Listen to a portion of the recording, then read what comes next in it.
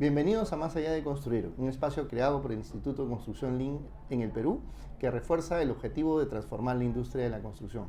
Mi nombre es Santiago Ruiz y hoy tenemos el honor de contar con la presencia de Juan Pablo Vázquez, con amplia trayectoria dirigiendo empresas de la industria de la construcción y un referente de amplia trayectoria que vivió muy de cerca este proceso de transformación de Lean en el Perú, junto al recordado Virgilio Guío, que ha sido una figura muy influyente en la industria de la construcción en el Perú.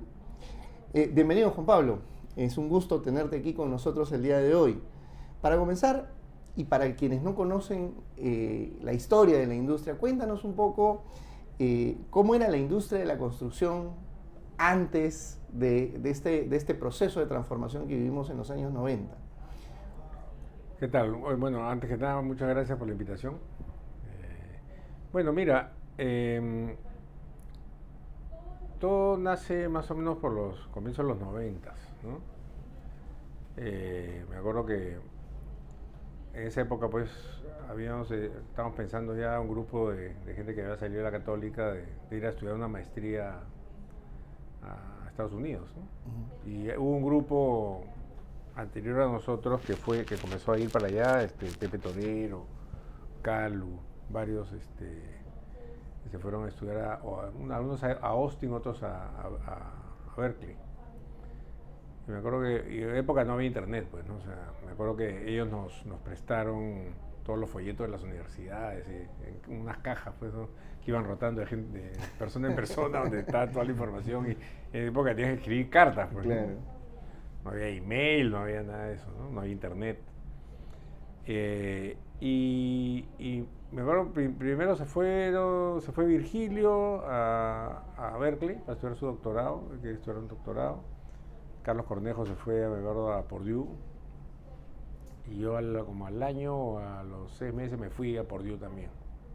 Entonces ahí estudié mi maestría en Construction Management. Y ahí me topé con las primeras, digamos, herramientas de productividad, ¿no? Me acuerdo que había un libro muy bueno, todavía a veces lo uso como referencia, que es Productivity Improvement in Construction, donde ya se introducían, pues, estoy hablando del año 89, ¿no? 90. Ya habían, o sea, este libro ya ponían herramientas de ingeniería industrial en la producción de construcción, ¿no? Paralelamente, pues, Virgilio estaba en Berkeley y ahí estaba Glenn Ballard, que enseñaba, ¿no? Era profesor en Berkeley. Y también comenzaba a usar, pues, herramientas de Lean, pero todas herramientas que venían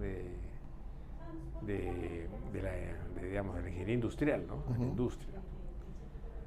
Y ahí me acuerdo que Virgilio vivía estaba estudiando, pues, en Berkeley. Pepe Torero también estaba ahí, Calu estaban ahí, Claudia Soyer también, que estudió con nosotros, también estaba estudiando su maestría ahí.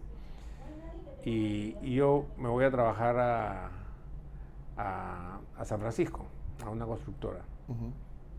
Y me acuerdo que en el proyecto que trabajábamos, que es un proyecto bien grande ahí en la ciudad, teníamos una reunión los miércoles, todos los miércoles en la obra, todos los ingenieros, los capataces, y teníamos 2 pizarras de acrílico, y donde estaba, digamos, había un calendario semanal, la semana anterior y la semana de la reunión, y ahí planificábamos todas las actividades de la obra, ¿no? Entonces veíamos la necesidad de equipos, de personal, de materiales, y poníamos los objetivos y revisábamos lo que habíamos proyectado. Digamos, la base de las planas. De las planas, ¿no? Ahora, no le llamaban las planas, ¿no? Ahora, varios de los ingenieros dos de los ingenieros con los que trabajaba, que eran más o menos de mi edad, los 2 venían de Berkeley, ¿no? Entonces, me imagino que ahí de repente ya habían venido con algunas ideas digamos, de un un proto Last Planner, de De un repente. Glenn que ya estaba experimentando. No, Claro. la tesis de Glenn habla mucho de todos los pasos previos que había pues antes de que publique su tesis, ¿no? Así es, ¿no? O sea, ya Entonces, había prácticas en anteriormente. el congreso anterior, cuando comimos con Glenn, le pregunté, y imagino, y efectivamente él había estado desarrollando pues herramientas parecidas. Entonces, ahí lo deben haber aprendido, ¿no? En una de sus clases, Claro. ¿no? Pero además ya digamos, este curso de productividad en construcción que te menciono con este libro, tenía ya ciertas herramientas, digamos, provenientes de la ingeniería industrial para planificar correctamente y manejar correctamente la producción, ¿no? De sacar números, hacer cálculos de productividad, cálculos de rendimientos, etcétera, ¿no? Entonces, ya digamos, era como el caldo de cultivo para Lean Construction. Para empezar. Que viene después, ¿no? Claro. Entonces viene más o menos como creo que el 95, por ahí, 96, ¿no? Ya oficialmente como Lean Construction, ¿no? Entonces, de ahí yo me regreso a Perú como en el 93. Virgilio se gradúa, se queda trabajando creo que trabajaba que no sé si con Glenn. Con Glenn Creo que estuvo trabajando con Glenn. Y después se va a trabajar a la Universidad Católica de Chile, que se lo jala Fernando Alarcón, ¿no? Entonces se va a enseñar allá y hacía mucha consultoría allá. Y yo tenía mi constructora con dos socios, con mi suegro y el cuñado de mi suegro, y hacíamos proyectos inmobiliarios, ¿no? Pero hacíamos un proyecto al año, ¿no? A la vez. Ellos estaban en otra etapa de la vida, pues, donde ya querían tranquilidad, ¿no? Entonces yo un momento ya un poco me aburrí pues de estar haciendo un proyecto a la vez y decía, oye, hay que hacer pues, 2 o 3 proyectos, ¿no? Vamos a asociarnos. Y ellos, no, así nomás. Entonces dije, no, ya me voy, ¿no? Entonces comencé a buscar trabajo, pues, ¿no? Le dije a mis socios, pues, bueno, nosotros me quedo con la compañía y ahí yo me voy la compañía cuando arranca, y sobre todo la de construcción, digamos, vale el trabajo de los socios, ¿no? No hay todavía un valor de compañía per se, ¿no? Y me acuerdo que me estaba contratando como gerente general para abrir la compañía de alquiler de encofrados en Perú. Estoy hablando del año 90 de haber sido 95, más o menos, 95, 96. En esa época todavía encoframos con madera. Encoframos con madera. Yo me acuerdo que yo le daba casco y botas a mis obreros y un polo con el nombre de la compañía, porque como venía a Estados Unidos estaba acostumbrado pues, a unas nociones mínimas de seguridad, pues no un casco y botas, ¿no? Claro. Porque los obreros venían con zapatillas, con sayonaras. Sí, una industria totalmente distinta. Y se hacían su gorrito de papel, ¿no? Claro. Para el sol, con bolsas de cemento, con periódico. Y bueno, la verdad que en esa época, estamos al año 95, 96, acá no había grúas, ¿no? Todo encofrado de madera, ¿no? Con trompito en la puerta, vas mezclando el concreto. Sí. Entonces me voy a Chile porque yo quería ver la operación de EFCO en Chile para ver, pues, tener una idea de cómo podía ser acá, ¿no? Un avión, pues, era la planta de Chile, pues, ¿no? Entonces de ahí el fin de semana me quedo en el departamento de Virgilio y un poco fuimos a la universidad, me enseñó las obras donde él estaba haciendo consultoría con la universidad, ¿no? O sea, la Universidad Católica de Chile había adoptado el modelo de las universidades americanas, ¿no? De que todos sus profesores se vayan a estudiar maestría y doctorados a Estados Unidos. Ahí fue que Fernando Alarcón conoció a Virgilio en Berkeley y lo jala. Entonces, pues, yo me quedé alucinado pues con los proyectos que estaba manejando Virgilio con sus clientes. Una realidad distinta. Claro, o sea, encofrados metálicos. Me acuerdo que fuimos a ver una obra que eran casas, ¿no? Y habían diseñado el sistema constructivo para hacer las casas. Entonces tenía unos mini mixers de concreto que iban, digamos, chiquitos que iban a las casas, llevaban el concreto en la planta de dosificación, se lo llevaban al peso, ¿no? Para que sea más eficiente, lo llevaban hasta la casa. En la casa tenían, había una torre grúa sobre rieles, ¿no? Que se iba moviendo por la calle y se usa para casa, los encofrados los levantaban pues para el muro completo, ¿no? Eran doca, me acuerdo, los encofrados, me acuerdo para el techo eran estas vigas de madera, amarillas, son de doca, creo, ¿no? Claro. Ya, esas vigas amarillas que no pesan nada. Y yo, oye, esto pues, y yo decía, bueno, venía de Estados Unidos, o sea, no es que no conociera el tema, el sistema, o sea, claro. estaba acostumbrado a ese tipo de construcción, pero no en Latinoamérica, pues, ¿no? Era algo totalmente claro, entonces, asombroso. De pasar de ver a los obreros con sayonara, sin casco, con encofrado de madera, ¿no? Vaciando con tropito, a esto, pues, ¿no? Planta dosificadora, mixers, encofrados armados, ya prearmados con grúa, otro planeta, ¿no? Entonces, al final no acepté la propuesta de EFCO.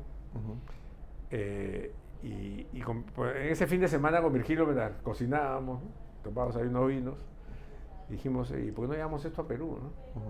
Entonces Virgilio me decía, oye, al final tu diferencia con tus socios no es grave, ¿no? O sea, simplemente que estás aburrido. Quieres hacer algo claro. diferente, claro. Entonces, y él estaba con ganas de regresar a Perú. Uh-huh. Entonces dijimos, ya, vamos a ver para asociarnos. Entonces llego a Perú, mi suegro me dice, oye, pero mira, ya hemos hablado con Toño, que es su cuñado, que era su cuñado. Y estamos de acuerdo, vamos a hacer más proyectos, vamos a buscar socios. Pero ya quédate, pues, ¿no? Yo digo, bueno, sí, le dije, pero a condición de que Virgilio venga como socio. Uy, pero no conocemos a Virgilio, ¿no? Bueno, él justo, Virgilio ya estaba asesorando a COSAPI en el Jockey Plaza. Entonces él iba a venir, justo el próximo mes viene Virgilio para asesorar a COSAPI y nos juntamos, lo conocen, ¿no? Entonces hicimos una comida, lo conocieron y le cayó súper bien, ¿no? Entonces ya quedó acordado que Virgilio se asociaba con nosotros, ¿no? Le llevamos 4 socios y que bueno, íbamos a buscar inversionistas y socios, etc. Y ya pues hicimos eso, pero compramos un proyecto en un terreno en Miraflores, en la Bruja de Cachiche, frente a la Bruja de Cachiche, ¿no? Y dijimos, bueno, acá vamos a meter toda la tecnología. Todo lo que se nos ocurre. Todo lo que podamos, lo vamos a meter acá. Grúa, encofrado metálico, muros portantes de concreto. Fue el primer edificio de muros portantes, digamos, lo que le llaman ahora de utilidad limitada, ¿no? En esa época, bueno, con Ernesto Valle siempre somos amigos y él fue nuestro profesor en la universidad, fue socio de mi suegro en Chile. Él siempre ha sido pues muy abierto, siempre es abierto con su información. ¿Pero a ellos les parecía esto algo como de otro planeta? Ah, claro, ellos nos miraban ahora diciendo, ¿qué están haciendo estos muchachos, no? Entonces era un choque cultural muy, muy fuerte que se planteaba en ese momento, o sea, de romper completamente el esquema. Era romper todo, o sea, el diseño era distinto, o sea, tuvimos para buscar los diseñadores.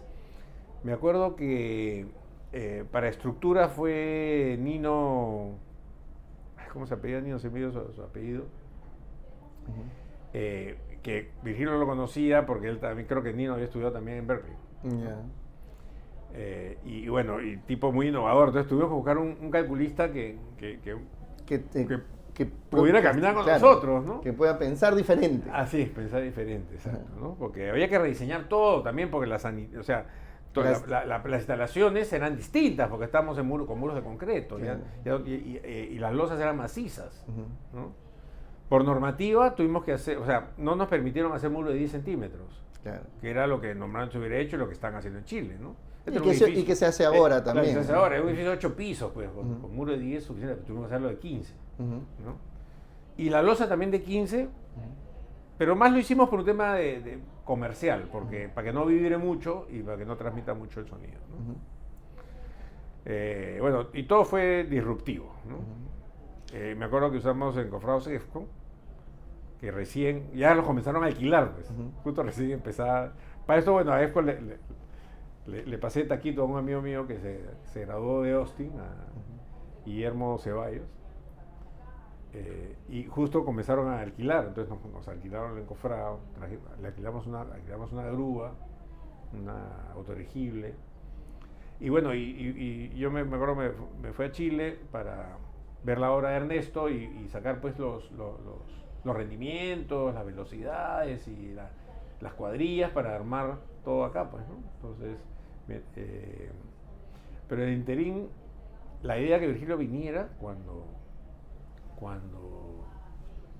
ya tuviéramos la licencia de construcción, o sea que demora. Pues, claro. Ese era digamos, lo que nos acordaba. Y de repente me acuerdo que recién comenzaban los emails. Y me acuerdo que yo no estaba acostumbrado a usar email, pues, ¿no? Entonces, lo había usado en Estados Unidos un poco, pero acá nadie lo usaba, entonces no lo abría yo todos los días, ¿no? Y Virgilio, que tenía poca paciencia, me dice, no, tienes que ver todos los días tu correo. Entonces un día me lleva un correo que decía, Jerónimo. Me dice, acabo de renunciar. Es el correo que sacamos en el Congreso, ¿no? Claro, acabo de renunciar. Así que le dije, lo llamé por teléfono, me le digo, oye, todavía, bueno, no salió la licencia, todavía no arranca la obra, entonces no podemos cobrar sueldo de ahí, claro. Pero ya acá nos arreglamos. Entonces él tenía todavía unas consultorías. Entonces dije, bueno, ya chocolatearemos pues los ingresos, mi sueldo y tus asesorías y lo chocolateamos, lo dividimos entre dos. Pero ya llegó pues. Y hicimos este primer proyecto y que fue, digamos, el predecesor de lo que es los edificios de ahora, ¿no? Que todos son salvo los aporticados por limitaciones pues de sótano. En ese momento, concreto, ¿no? Claro, tú apostaste por esto, pero en ese momento tú pensabas que esto era más para grandes proyectos, más masivos, mucho mayores, o pensabas que en un entorno controlado se podía hacer bastante. Sí.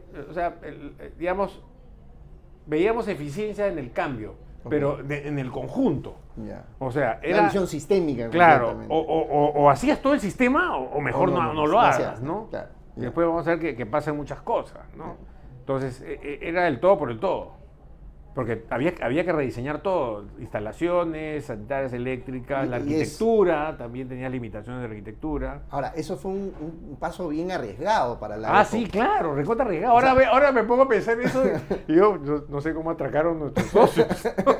Claro, tú estabas muy convencido porque ya lo habías visto en Estados Unidos, exacto, lo habías visto en Chile, funcionaba. Sabías que funcionaba bien, pero tus socios en ese momento no tenían ninguna percepción. Ninguna percepción. Y además lo había visto en los proyectos que hacía Ernesto. O sea, Ernesto ya venía años haciendo esto. O sea, no es que... Tampoco era pues que era algo no probado, ¿no? O sea, el tema es cómo adaptarlo a la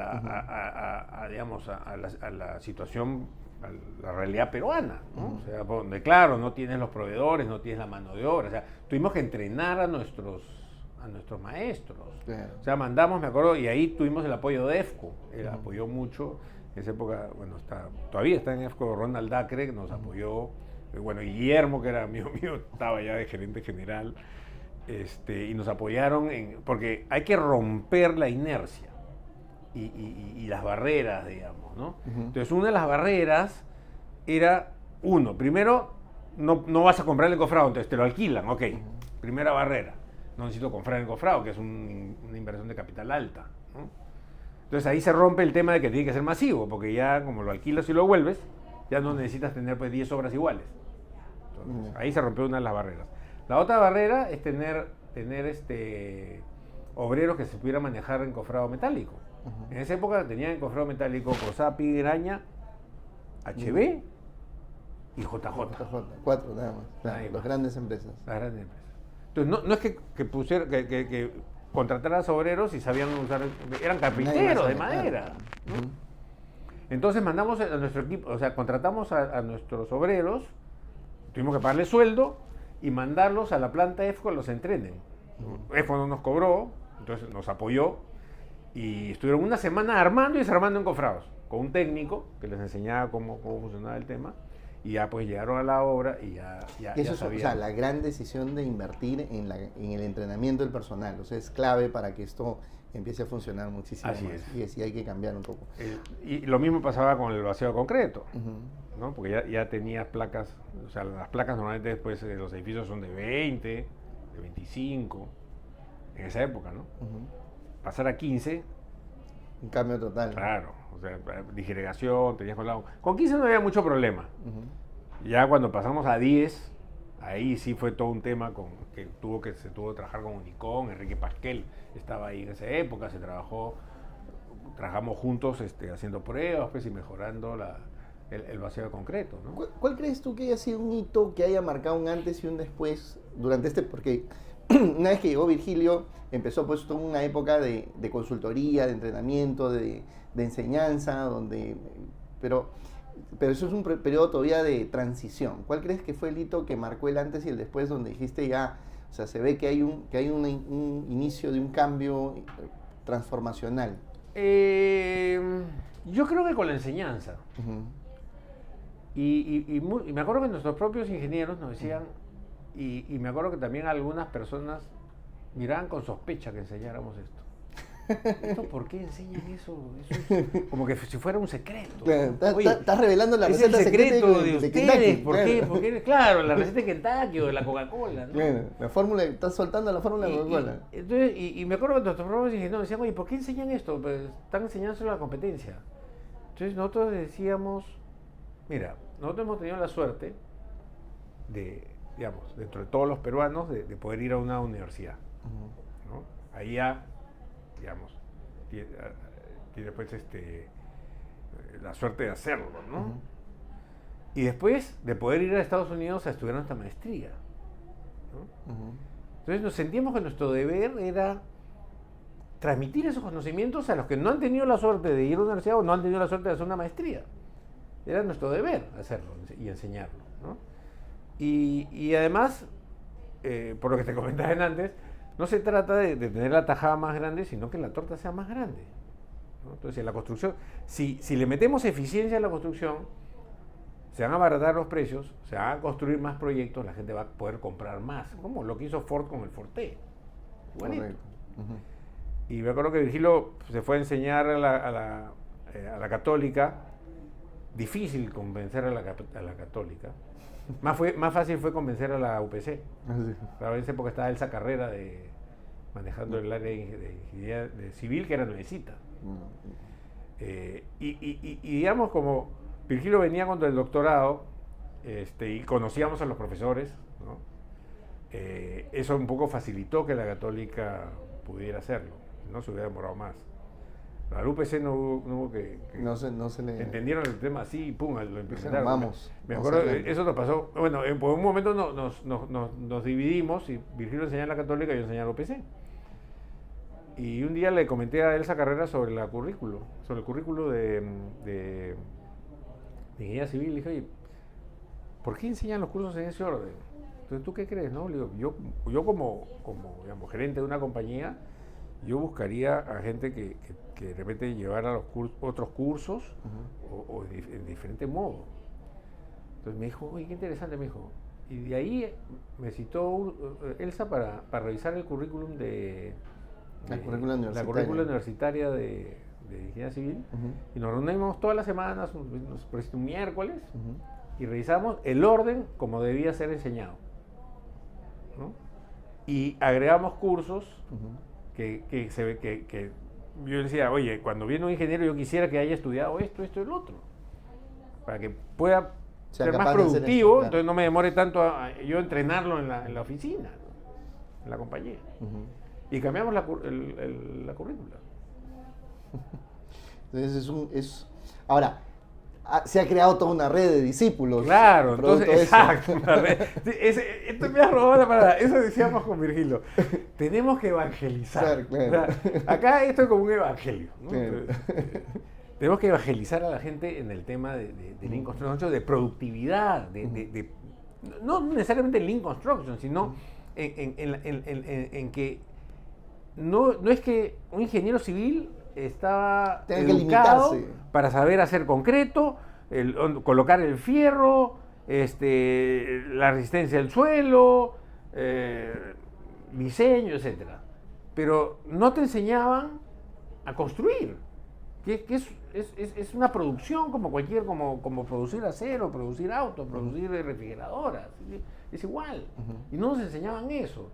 Un solo curso tuvimos de ese tipo, uh-huh. que justo lo enseñaba Ernesto Valle, que fue nuestro profesor en la universidad, que era procedimientos constructivos. Yeah. Y nos llevaba a visitar obras, todo, nos fascinó el curso. Entonces, esa era la carencia que había en esa época. Y ahora creo que lo que falta es que la universidad esté más cerca de la industria, ¿no? O sea, eso que hizo la Católica de Chile, claro.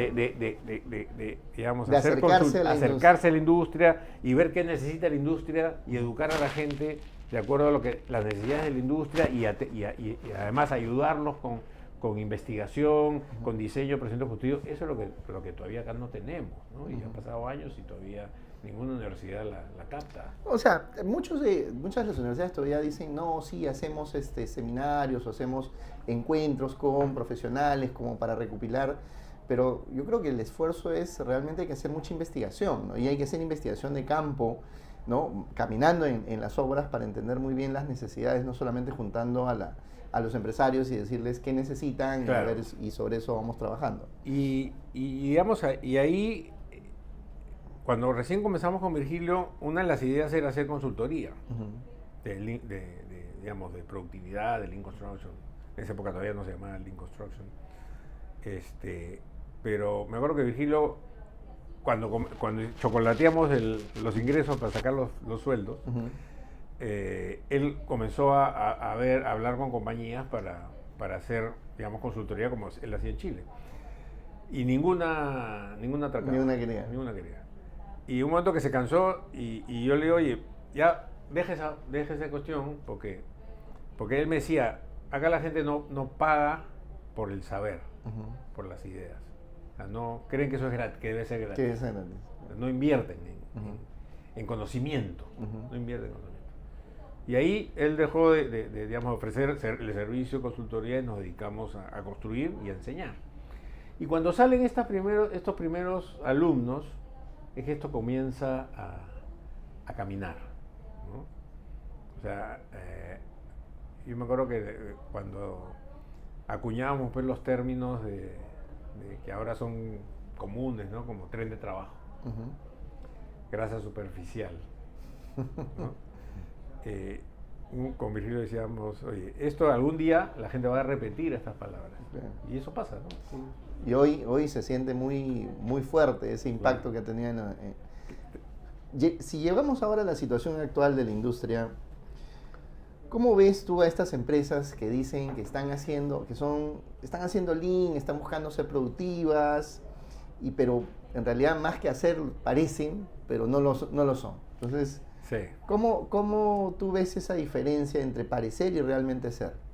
Mira, va de la mano con lo que hablamos antes, cuando me preguntaste sobre el tema de que nos mandamos a hacer este proyecto totalmente diferente a lo que se construía acá en Perú. Hasta la pintura tuvimos que replantearla y diseñarla con Carlos San Miguel, que era nuestro subcontratista de pintura. Acá no había pintura texturada y él la desarrolló con nosotros. Esa pintura texturada con rodillo.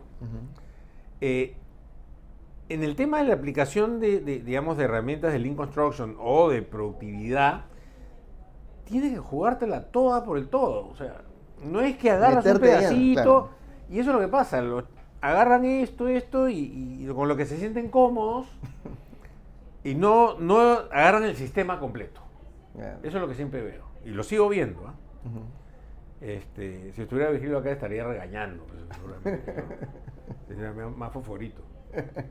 Ahora, si hablamos de prefabricación, o sea, tú hablaste ya un proceso de transformación en una época en la cual empezar a pasar de encofrado, de madera, encofrados metálicos o ya de formaletas, era una visión de cambio completa. Hoy, la prefabricación en el Perú, ¿qué crees que está jugando un rol distinto? ¿Crees que ya estamos en ese proceso de cambio de transición o todavía lo ves como que un proceso que parece que está a futuro? Estamos muy atrasados. Muy atrasados. En prefabricación. Hay paradigmas, hay perjuicios y sobre todo no se han roto las barreras de resistencia. Yo te comenté antes cómo se rompió la barrera de resistencia con el encofrado, por ejemplo, ¿no? Además de lo que te mencionaba, que comenzó a alquilar los encofrados, te capacitaba al personal, con eso rompías la barrera. Por otro lado, paralelamente, un poco después, Unicom, estaba en esa época Alfredo Romero, que era gerente general, se compró varios juegos de encofrado Forza, los de aluminio, estos como con techo, monolíticos. Entonces cuando él te alquilaba el encofrado y te vendía el concreto premezclado. Entonces impulsó el tema de que se usara más premezclado, ¿no? Porque venía, pero con todo el paquete, Claro. ¿no? Entonces esa barrera no se ha roto en prefabricado. En prefabricado necesitas volumen, ¿ok? Pero todavía, por ejemplo, en proyectos de mi vivienda o de techo propio, se podría prefabricar. El riesgo El problema es que veo- no hay digamos, no hay una uniformidad de diseño que permita eso. Eso es en parte, pero también pierdes una ventaja política, ¿no? Porque finalmente pasar de encofrado, del encofrado tradicional o el encofrado de madera al encofrado de formaleta, igual sigues usando mano de obra, ¿no? Entonces el trabajo se mantiene para las personas. Pero cuando pasas a prefabricado, el trabajo se reduce considerablemente en volumen No, de pero chacha. lo que pasa es que lo mueves a Lo una mueves planta. a la planta. Lo mueves a la Ese es el planta, o sea, detalle. es el mismo trabajo, pero que lo haces en otro lado. Ya.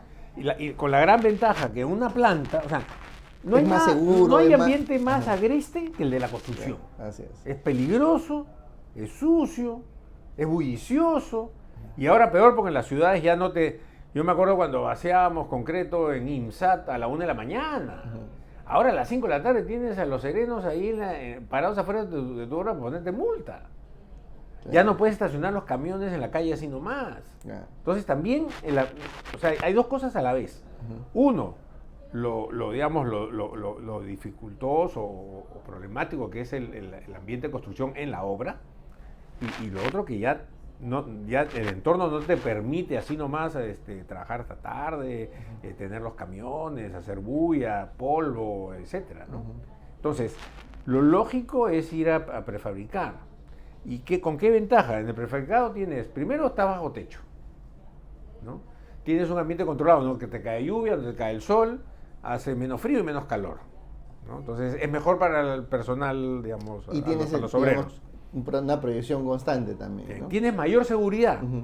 porque es un ambiente más controlado, no es cambiante, como es en la obra, que para cambiando, entonces la gente, cuando no está familiarizada, pues se puede accidentar. No hay menos polvo, menos ruido, todo está más controlado. Y además, la calidad es mejor Claro. que cuando lo haces en obra. Entonces, tiene todas las ventajas, ¿no? Pero pareciera que no la vemos. Pero no la vemos, no la vemos. Entonces, lo que pasa es claro, es que la inversión en prefabricados, Ujú. ¿ok?, requiere de volumen. Ujú. Entonces, Hay un volumen Hay un mágico volumen. con el que parece que ya puede el ser. volumen existe. Ajá. El problema es que dentro de toda esta masa de construcción, digamos, esta parte, por decirte, está perfecta para ser prefabricado. Ujú. Pero tiene los paradigmas, tiene resistencias, las dudas, pero el prefabricado va avanzando. O sea, yo usé las viguetas prefabricadas Ujú. que las hacía el papá de Cristian, ¿cómo se apellida Cristian? ¿Que hace prefabricados? Ah, Ya, En el Congreso me enteré que era su papá el que yo le había comprado en el año 94 o 95. Hice un condominio de casas y me acuerdo, todavía no existía Link Construction. Y yo hice un tren de trabajo. Ya. Y me vinieron a ofrecer, el papá de Cristian me vino a ofrecer las viguetas prefabricadas con ladrillos, en vez de ladrillo de arcilla, el ladrillo de piedra pómez hacían, Claro. piedra pómez de Arequipa, Ujú. ¿no? Y no pesaban. ¿Ya? Y Eduardo Villacorta, que trabajaba en Graña Montero, estaba haciendo un proyecto en Camacho, el condominio que era en La Molina, y me acuerdo me encontré con Eduardo, o creo que el mismo proveedor, o sea, el papá de Cristian, me dijo que lo estaban usando ahí. Lo llamé a Eduardo, fui a la obra, los vi, y me dijo, no, sí, perfecto usarlo, y a mí o sea, Te cuadró no totalmente. me tenía que convencer, yo solamente quería asegurarme de que de que lo habían usado y no habían tenido problemas. Ajá. Y lo usé en este condominio. Al año 95. Ahora tú ves pues... Las prelosas. Bueno, eso avanzó. En IMSAT me acuerdo que usamos las prelosas, que hicieron un proyecto que hicimos con Graña. Y ahora ya pues es pan de todos los días, ¿no? Claro, o sea, pero creo que nos hemos quedado en ese límite de la prelosa y no hemos avanzado. Bueno, ya creo que el otro día hablaba con Felipe Quiroz, creo que ya las columnas también ya se están, las vigas ya se han abierto paso. Entonces ahí poco a poco están avanzando. Poco a poco va avanzando, ¿no? Ok, buenísimo. Ahora, cuando hablamos de Lean, hablamos de un flujo continuo, pero siempre estamos en un mercado en el que hay mucha volatilidad logística. Entonces, ¿cómo manejan las constructoras peruanas esta integración con los proveedores para que puedan tener las cosas justo a tiempo y no justo tarde, como siempre, ¿no? Claro, y acá esto está amarrado un poco con lo que me preguntaste antes, y yo te mencioné que cuando usan Lean Construction usan unas partes, y no todas, ¿no? Entonces, falta usarlo de manera integral, falta disciplina, donde tú tienes que todos los días tener una rutina tener tu rutina de programarlo de lo que haces el día siguiente basado en tu programación semanal, toda la semana revisar esa disciplina muchos no la tienen, y yo creo que eso era algo que Virgilio enfatizaba mucho, la disciplina de hacerlo, ¿no? y de hacer los números, claro, ¿no? Entonces dentro de ese todo tiene un papel básico y muy importante el proveedor y el subcontratista, ¿no? Eso que te comenté de hacer el encofrado no lo voy a poder hacer si no voy a tener el apoyo de EFCO. Claro. ¿No? Entonces, y el tema de concreto, que lo hacíamos con Unicom, para poder, por ejemplo, el muro de 10 ya no tener tanta disgregación en el muro. Pero, o sea, refuerza el concepto de que tienes que tener una alianza con tus proveedores. Por supuesto, para trabajar con ellos. O sea, lo que pasa es que ahora hay mucho y tiene que ver también con los contratos de construcción, mucha conflictividad en la forma que se contrata, ¿no? Contratas al más barato, le pagas lo más tarde posible. He escuchado que hay compañías que pagan 90 días, o sea, como si fuera WOM, ¿no? O sea, ¿no? Como si estuvieras comprando peces de aceitunas o uvas, ¿no? Entonces, claro, eso malea el mercado. Entonces, en vez de tener una forma de trabajar donde cuando el proveedor pues es tu socio, y todo el mundo dice, no, es tu socio, eso no funciona. Es verdad, es tu socio, porque de él dependes.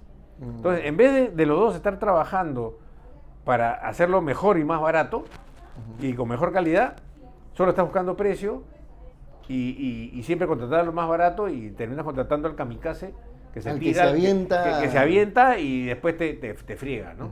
Claro. Y te tiene que ir o abandona la obra porque está perdiendo plata.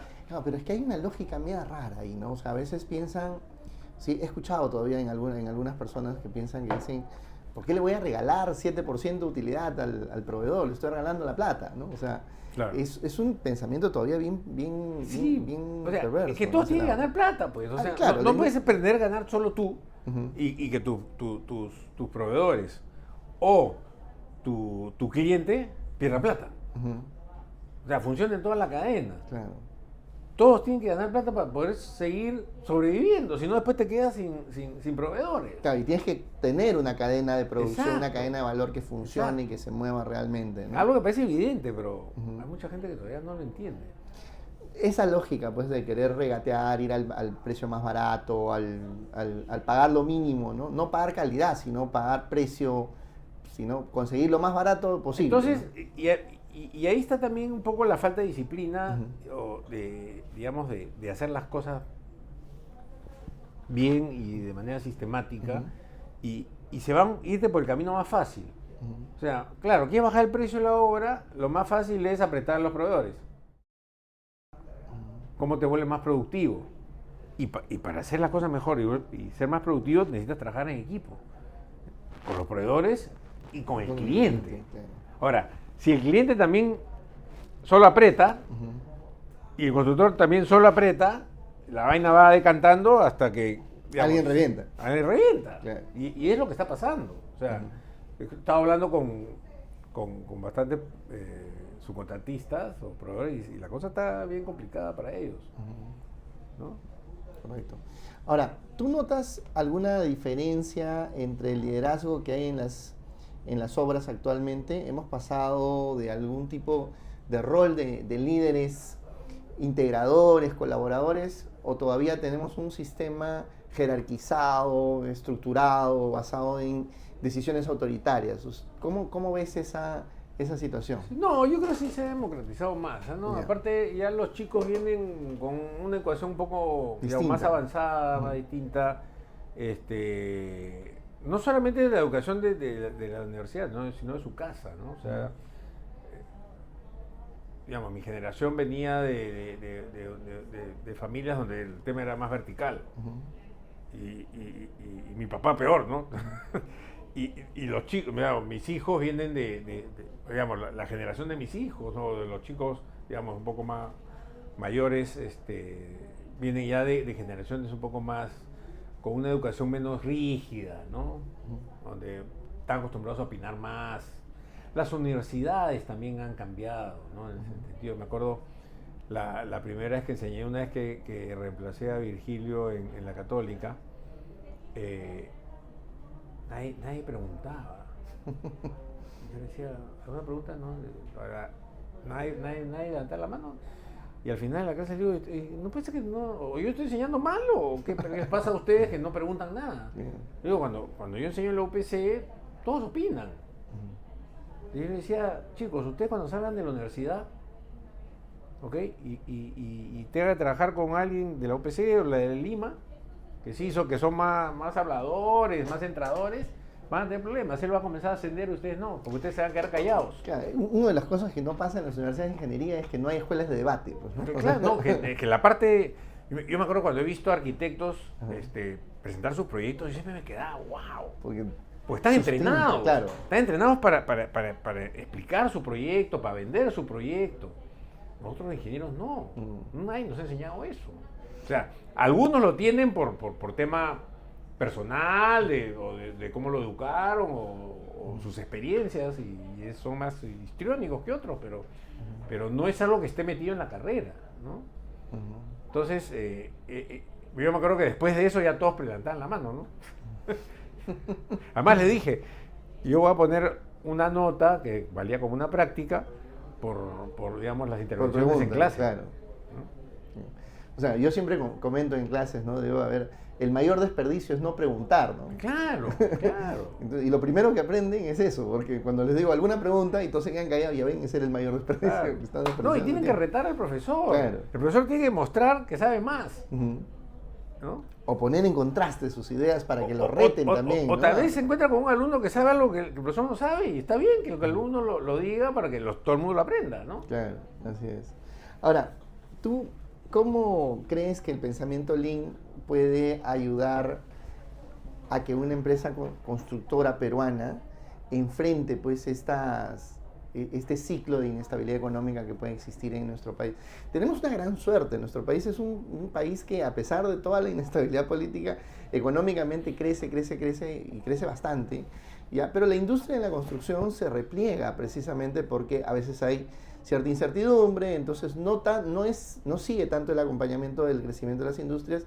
A veces hay confianza de los inversionistas, deciden construir más, o a veces se repliegan un poco porque saben que es momento de guardar balas para el futuro. ¿Cómo ves tú que el empresario debe afrontar esa inestabilidad? Bueno, yo creo que siendo más eficientes.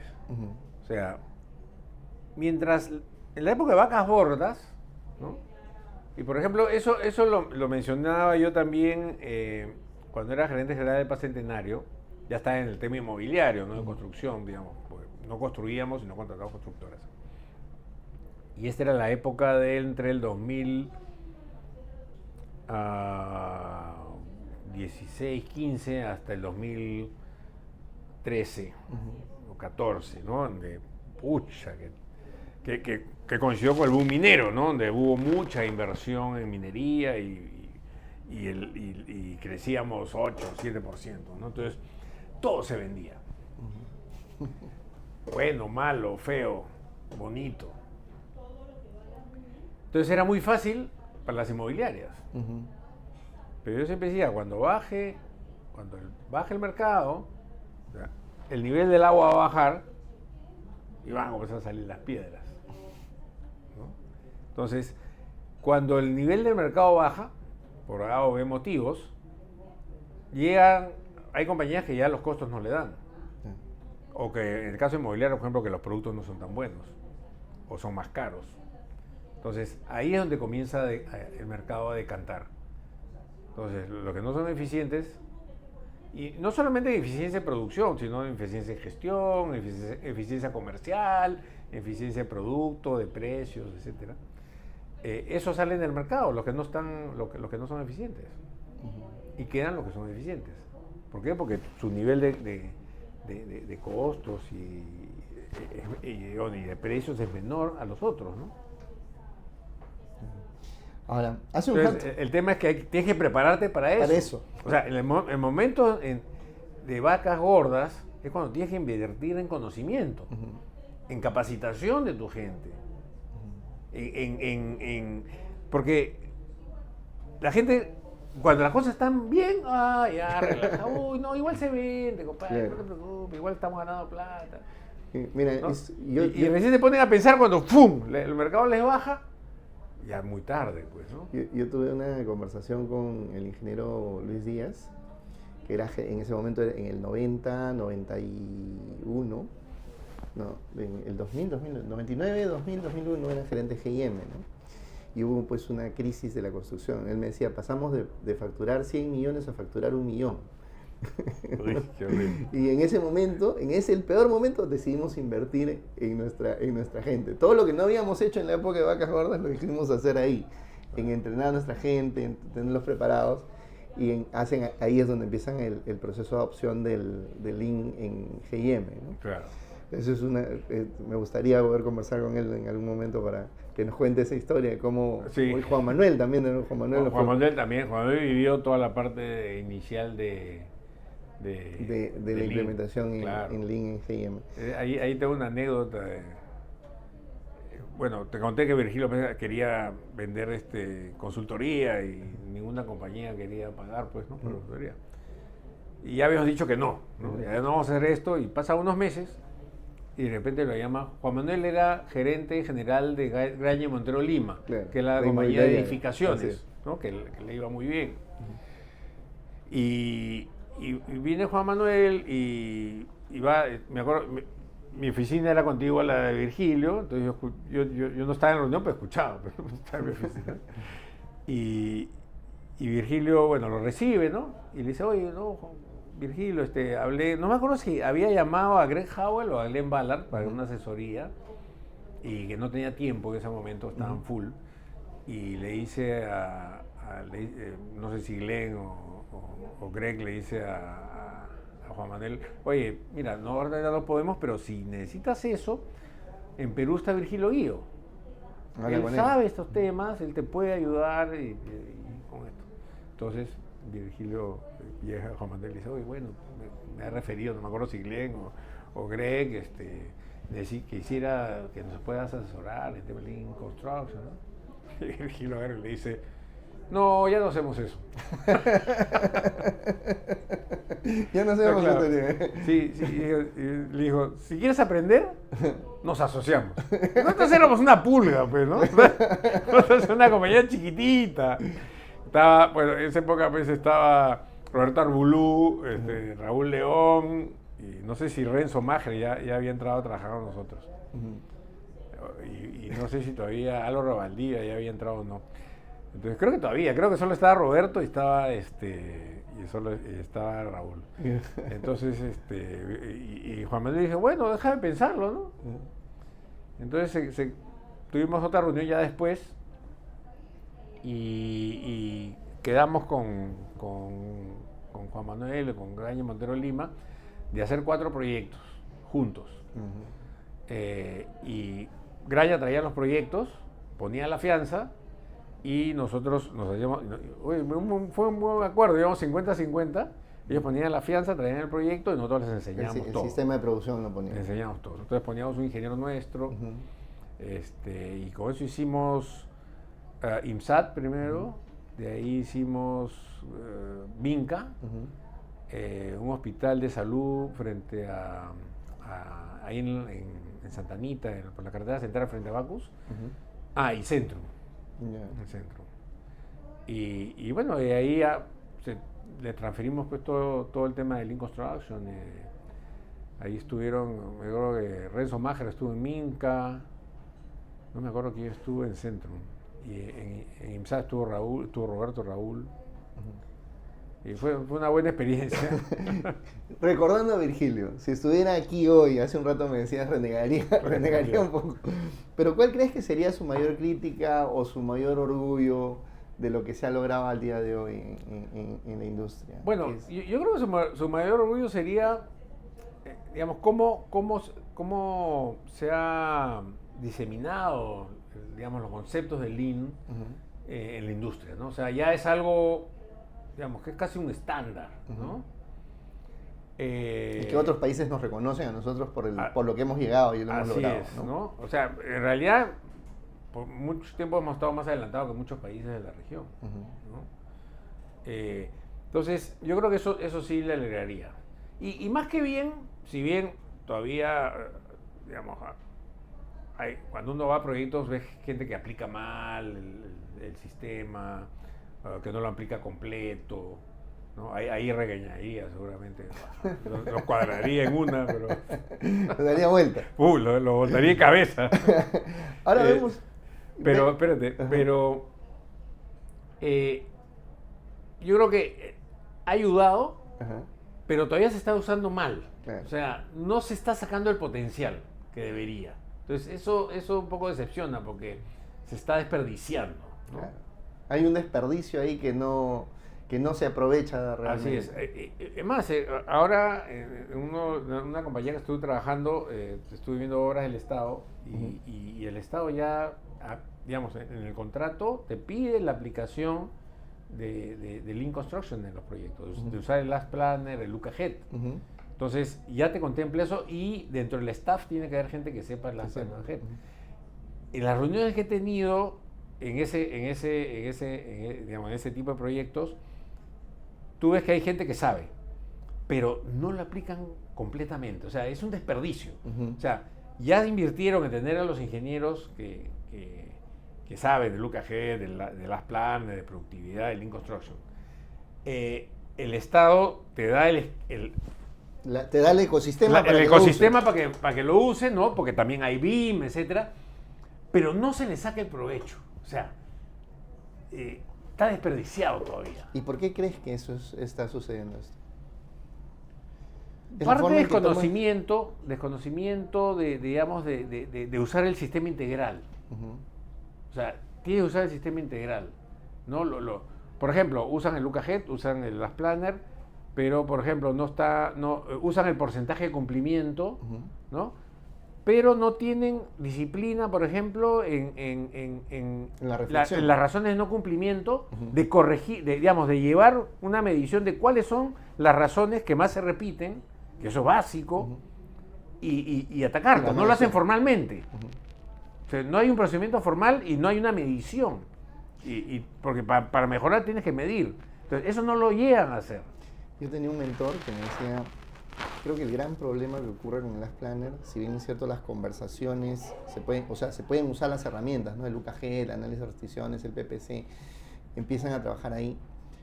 Uno de los grandes problemas es que no se ha entendido que se trata de conversar, ¿no? Primero de hablar para encontrar los verdaderos problemas. Y el otro tema es que es rutina, reflexión y acción. Exacto. Y más, tiene que entender que es mejoramiento continuo, prueba y error. Prueba y error, así es. Esos son los ingredientes básicos. Y eso lo tienes que aplicar a todo, ¿no? Eso no lo entienden. O sea, yo creo que el reto es llevar a estos chicos que ya se les enseñaban las herramientas, ¿ok?, a que entiendan la filosofía del Lean. O sea, no entienden la filosofía, entienden los mecanismos. Pero hay un y por esa razón que los usan salpicados. Y el problema es que, y ahí es donde también hay que trabajar, es digamos, en el liderazgo. Los líderes no conocen eso. Muchos de los, digamos, muchos de los líderes son ya de una generación que no ha vivido esto, o sea, no ha estudiado esto en la universidad, que lo ha escuchado, no se ha tomado el tiempo de profundizar, y estudiarlo. Entonces, posiblemente cuando este liderazgo ya, digamos, vayan subiendo las generaciones y lleguen chicos que ya han usado esto, que ya tienen mayor conocimiento, el reto sería que ellos lleguen a esas posiciones ya manejando más la filosofía del Lean. Zulín Gómez nos hablaba hace un tiempo de que, o sea, hay un tema de seguridad psicológica, ¿no? Lo que ocurre con las razones de no cumplimiento es que la gente tiene miedo de decir en qué se equivocó, qué salió mal. Sí. Entonces, claro, nadie quiere que en medio de una reunión le llamen la atención porque no se cumplió, entonces ocultan el error. Ese es otro problema y ahí tengo una anécdota. Te conté estos planeamientos que hacíamos, estos proto-last planners que hacíamos en Estados Unidos, cuando te estoy hablando del año 93, 92. Y me acuerdo que en una de las reuniones, compadre, el nivel de discusión era fuerte. Oye, tú no has cumplido, porque tú no dejaste la máquina, o sea, yo veía esta discusión en la reunión, áspera, claro. Áspera, y decía, que ahorita se matan, ¿no? De manera muy educada, pero te decían la verdad cruda en tu cara, ¿no? O sea, ¿qué es lo que se debe hacer? O sea, esto es un equipo. Cuando alguien en el equipo está haciendo algo mal y no se da cuenta, es obligación del resto del equipo decírselo. Oye, tú estás haciendo eso mal. Y es porque eso nos está afectando a todos. Es el concepto bajo el que trabajaban. Pero yo con mi cultura latina, yo decía, qué bravos esto, ¿cómo se sacan todo en cara? O sea, esa reunión en Latinoamérica acaba a sillazos, ¿no? Y a puñetes y patadas. O resentidos, ¿no? Sin hablar. O resentidos y nunca más se van a hablar y se van a pelear. Y entonces termina la reunión y la reunión terminaba a las 12, hora de almuerzo de construcción. Y de repente, terminó, todo el mundo comenzó a guardar sus cosas. Oye, ¿vamos a almorzar? ¡Ya vamos! Y nos fuimos a almorzar como si nada hubiera pasado. Yo miraba esto y decía, ¿qué ha pasado? ¿Qué ha pasado? O sea, no lo había... o sea, lo está terminando de digerir, ¿no? Y esa es la cultura anglosajona. De decir las cosas claras. Entonces, eso es un problema en cultura latina. Que la gente tiene miedo de decir las cosas como son. Se resienten, entonces culturalmente es difícil de manejar. Y es un ingrediente indispensable para que el equipo, digamos, para tener equipos de alta performance, ¿no? Claro. Hay que ser un poco más crudo en las cosas que se dicen. O sea, el respeto por las personas involucra, pues, entender que todos pensamos diferente, podemos tener opiniones diferentes, podemos debatir nuestras ideas, pero no hay nada, o sea, podemos seguir trabajando juntos, o sea, claro, no es personal. Culturalmente lo podemos hacer, pero claro, hay que llamar a la persona a una parte y decírselo, ¿no? Oye, la estás cagando acá. Es un proceso distinto. Ahora hay que ver cómo lo toma. Claro. De repente lo toma mal, ¿no? Claro.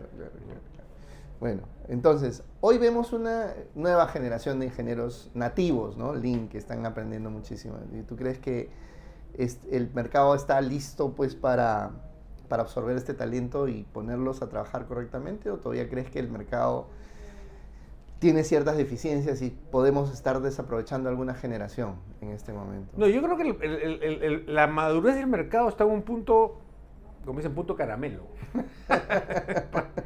para que sea, digamos, poder ayudar a las compañías a mejorar. Si lo que hizo Virgilio lo hubiera querido hacer ahora, hubiera tenido muchísimo más éxito que cuando lo tratamos de hacer en el año 96, 97. Porque ahí sí, pues, o sea, ¿de qué me estás hablando? ¿No? Nadie creía en nada de esto. No tenía ni idea, ¿no? Sí. Ahora, o sea, lo que tú dices, sí hay idea. Entonces, es más fácil, digamos, poder a darle a entender a las compañías que necesitan ayuda, que necesitan traer conocimiento fresco a la compañía.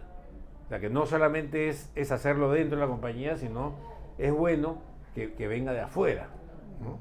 Entonces yo creo que sí hay una base muy buena para que se use mejor se usen mejor las herramientas de productividad, de planificación, etcétera, junto con otras cosas nuevas que han venido, como por ejemplo el BIM, ¿no? Es una herramienta espectacular de comunicación para los equipos, ¿no? De toma de decisiones. De toma de decisiones, permite que gente que no está entrenada, por ejemplo, pues, muchas veces pues tú con el cliente te sientas a ver el plano y claro, uno así entrenado para leer planos e imaginárselos tridimensionalmente, ¿no? Por eso has llevado pues geometría descriptiva. Bien. Pero el cliente no, pues. El cliente recién cuando está construido te dice, no, oye, eso qué feo, no, eso no me gusta. Claro, no lo imaginó. Oye, porque eso está ahí y no allá, ¿no? O sea, porque no lo imaginó, ¿no? Pero ahora en un 3D lo puedes hacer tranquilamente, ¿no? Claro, hay muchos cambios. Sería genial que siguiéramos conversando. Sí, Juan Pablo, oye, hay para rato. Tenemos para rato. Pero el tiempo es corto. Juan Pablo, una frase, un consejo que le dieras a unos ingenieros jóvenes que quieren liderar el cambio, que quieren transformar sus proyectos ahora mismo, ¿qué les dirías hoy? ¿Qué mensaje les darías a ellos? Que busquen ayuda. O sea, mira, hay varios niveles, ¿no? Uno es viajar, ver cosas afuera, qué se está haciendo en otros países, ¿no? Y con eso te desasnas bastante. Ahora es mucho más fácil viajar que hace 20, 30 años, ¿no? Entonces, dos, también conversar con otras compañías, ¿no? O sea, ver qué están haciendo los demás, ¿no? Un poco de benchmarking. Y tres, buscar expertos que ya sepan el tema, ¿no? O sea, ¿para qué vas a descubrir la pólvora?